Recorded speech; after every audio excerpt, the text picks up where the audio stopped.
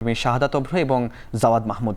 শুরুতেই শাহাদাত অভ্রের কাছে যাচ্ছে। অভ্র, এই মুহূর্তে ক্যাম্পাসের পরিবেশ কেমন দেখছেন? প্রস্তুতির সবশেষ কি খবর আছে আপনার কাছে?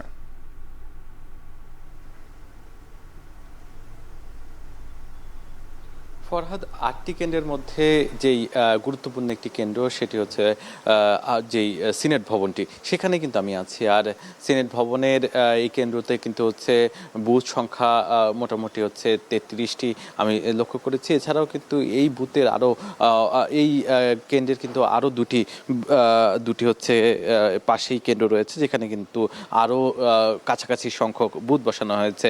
মোট 810টি কিন্তু বুথ স্থাপন করা হয়েছে।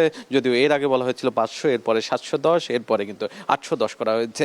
এই যে এই বুথগুলো দেখতে পাচ্ছেন, সেখানে কিন্তু হচ্ছে ইতিমধ্যেই পুরোপুরি প্রস্তুত। শুধুমাত্র সন্ধ্যা নাগাদ কিন্তু হচ্ছে ব্যালটের জন্য যে বক্সগুলো আছে সেগুলো কিন্তু ফেলা হবে এবং এর পরবর্তীতে সকালে ভোট গ্রহণের আগেই কিন্তু হচ্ছে প্রিজাইডিং অফিসার তার সাথে যেই ব্যালটগুলো আছে সেই ব্যালট পেপার নিয়ে আসবে এবং সেই ব্যালট পেপারগুলো কিন্তু হচ্ছে ঠিক 7:30 নাগাদ ব্যালট বক্স খোলার মাধ্যমে কিন্তু হচ্ছে যে ভোট গ্রহণের প্রথম ধাপ শুরু করবে এবং 8টা থেকে কিন্তু হচ্ছে ভোট গ্রহণ শুরু হবে। এবং বলাই চলে যে এই ভোট গ্রহণ এটি কিন্তু হচ্ছে 4টা পর্যন্ত চলবে।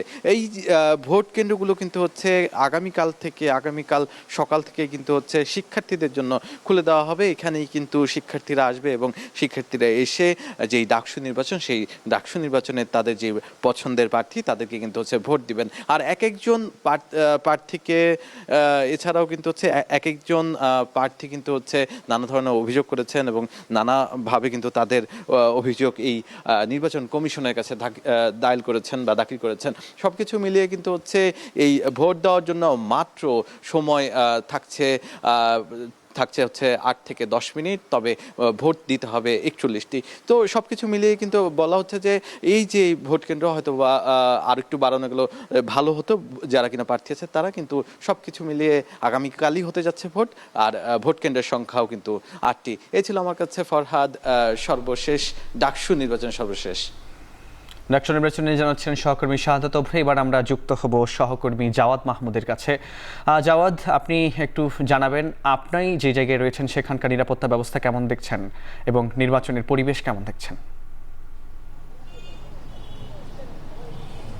ফরহাদের আগে আমার সহকর্মী শাহাদাত অভ্র তিনি জানাচ্ছিলেন আসলে নির্বাচন যে কেন্দ্রে সেই পরিস্থিতি। আমি মূলত এখন ভিসি চত্বরে রয়েছি। এই ভিসি চত্বরে যে নিরাপত্তা, সেখানে আমরা এখন ঢিলেঢালা একটা নিরাপত্তা লক্ষ্য করছি। এখানের আইন শৃঙ্খলা বাহিনীর আমরা টহল ভ্যান দেখেছি। এখানে যারা বিশেষ করে ভিসির যে বাসভবনটি রয়েছে সেই বাসভবনের সামনে পুলিশ সদস্যরা তারা রয়েছেন।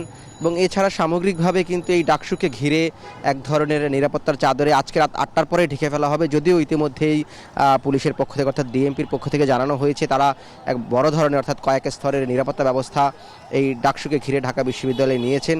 এবং আজকে প্রায় 1491 অর্থাৎ প্রায় 1500 জনের মতো পুলিশ সদস্য এখানে কাজ করছেন।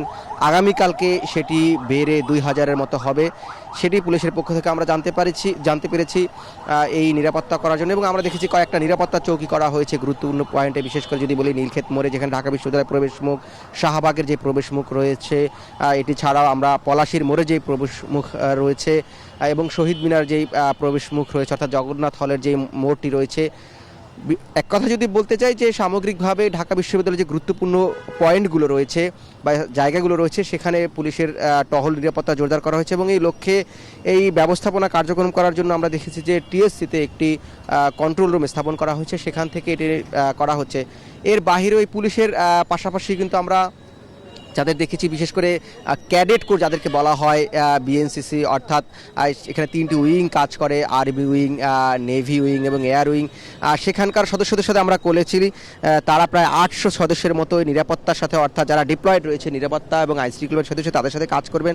এবং আজকে রাত 8টার পর এই ঢাকা বিশ্ববিদ্যালয়ে যারা পাসধারী অথবা ঢাকা বিশ্ববিদ্যালয়ে যারা স্টিকারযুক্ত যে গাড়ি ছাড়া, গণমাধ্যমের কোনো গাড়ি ছাড়া কোনো ধরনের যানবাহন 8টার পর থেকে চলাফেরা করতে পারবে না। এবং যাদের বৈধ আগ্নেয়াস্ত্র আছে তারাও সেটি বহন করতে পারবে না বলে এখানে যারা পুলিশ কর্মকর্তা তারা জানিয়েছেন। পুরোপুরি যদি এক কথায় বলতে যাই, ডাকসুকে ঘিরে পুলিশের যে নিরাপত্তা সেটি আজকে রাত 8টার পর থেকে পুরোপুরি এই ঢাকা বিশ্ববিদ্যালয় তাদের নিরাপত্তা চাদরে ঢেকে দেওয়া হবে একটি সুষ্ঠু নিরপেক্ষ নির্বাচন অনুষ্ঠানের লক্ষ্যে। এই ছিল এখন পর্যন্ত ভিসি চত্বর থেকে ঢাকা বিশ্ববিদ্যালয়ের নিরাপত্তা ব্যবস্থা সবশেষ।